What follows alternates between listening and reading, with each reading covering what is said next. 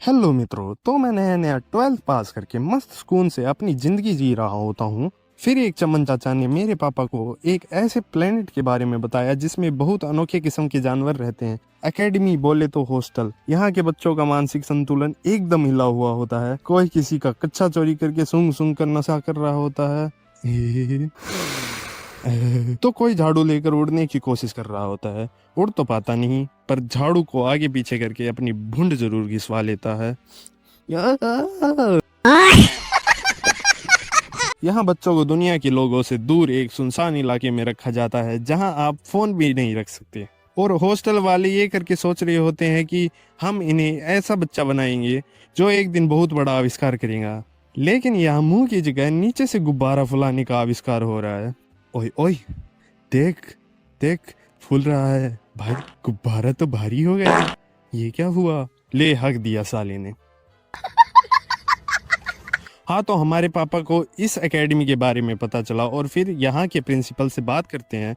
यहाँ का प्रिंसिपल ऐसा बंदा होता है जो लंबी लंबी फेंकता है, जितना कोई नेता भी नहीं फेंकता। ये भाई साहब अलग ही नशे करके वादे करते हैं।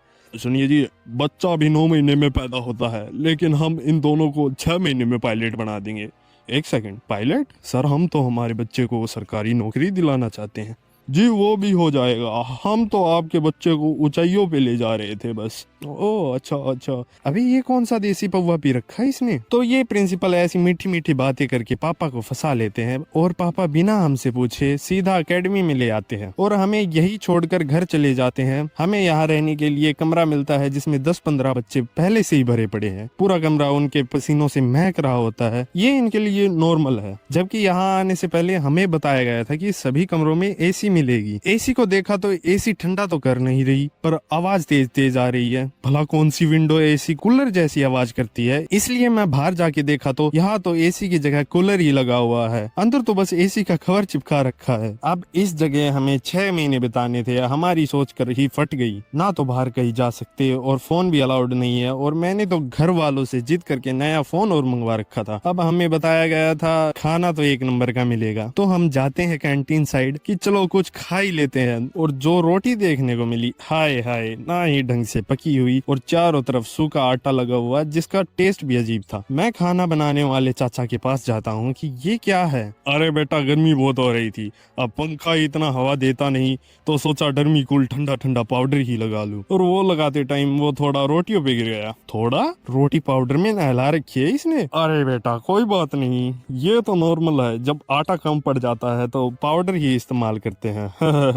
फिर मैंने सोचा कि रोटी नहीं तो चावल खा लेते हैं। जब मैं चावल लेने लगा तो बर्तन में लाल रंग की चावल। अब भला लाल रंग की चावल कौन खाता है? अब मैं चाचा से पूछता हूँ, चाचा ये क्या है? अरे, सब्जी बनाते टाइम विमल खा रहे थे तो थूकने की आदत से मजबूर हैं। बिना देखे थूक दिया। अब साफ करने का सोचा तो कहीं मिला नहीं। अब पता चला ये तो चावल में गिर गया। कोई नहीं, आज खाओ बेटा केसर वाले चावल। हक थू बोलो जुबा केसरी। भाई, मैं और मेरे भाई डरे हुए कि कोई तो निकालो यहाँ से, ये कहाँ फंस गए। यहाँ दाल में दाल नहीं है और आलू की सब्जी में आलू नहीं है। अब बिना कुछ खाए हम चले नहाने को। मैं शांति से अपने नहा रहा होता हूँ। ओए भाई सुन, देख मेरा लेफ्ट साइड का चूचा राइट वाले से बड़ा है। हाँ, बड़ा तो है, तो राइट वाला चूचा दबा देना, बराबर कर दे। आजा, साले के निपल पे चप्पल मारूंगा नाली में भिगो के। अब तो सहन नहीं हो रहा था, तो मैं सीधा प्रिंसिपल के ऑफिस जाता हूँ। वो अपनी आइटम से बात कर रहा होता है। आज चड्डी नहीं पहने हो ना, साफ पता चल रहा है। हाँ, वो तो चोरी हो गई थी। हाँ, सर की चड्डी का मजा ही अलग है।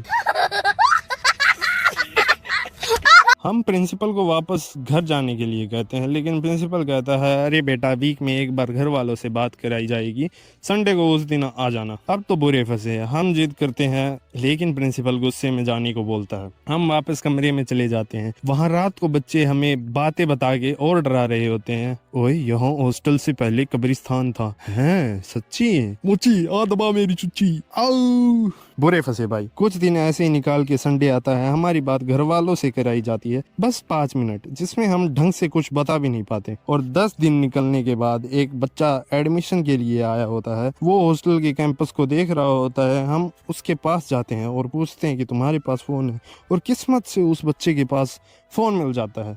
हम घर वालों को समझाते हैं कि हमें घर वापस बुला लो, जब वो आते हैं और हमें इस प्लेनेट से आज़ाद कराते हैं। फाइनली अब जाकर कहीं जान में जान आती है, हम बाहर की दुनिया देखते हैं, नहीं तो हम भी मुर्गी की जगह इंसानी अंडा देने का आविष्कार कर रहे होते हैं। तो यार बस यही था, आई होप आपको पसंद आया होगा। जाते जाते सब्सक्राइब के बटन को दबा जाना और हाँ, लाइक भी कर देना। तो साइनारा, बाय बाय।